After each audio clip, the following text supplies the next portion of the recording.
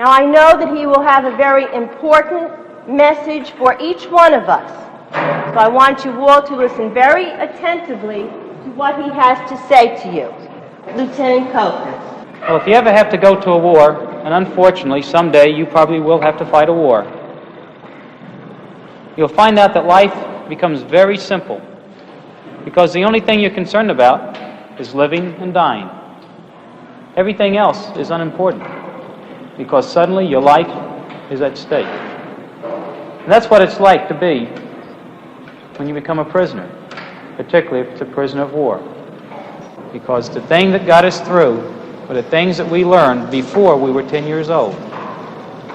I'd like to open up the questions now. Just raise your hand or yell it out, and you can ask any question you want about anything, and I'll do the best I can to answer them. How did you feel when the Vietnam War was over? How did I feel when the war was over? I felt real good, real good. It was a long war and a very difficult war to understand.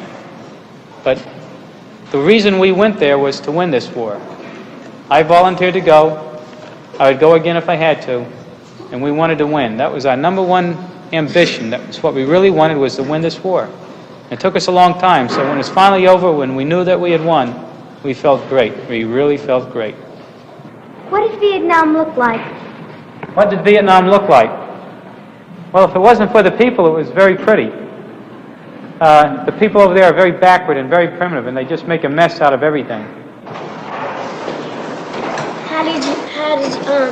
What do you feel about the people that went and burned their draft cards and went into Canada? We don't agree with them. I think these people were legally wrong. I think sometimes they were cowards.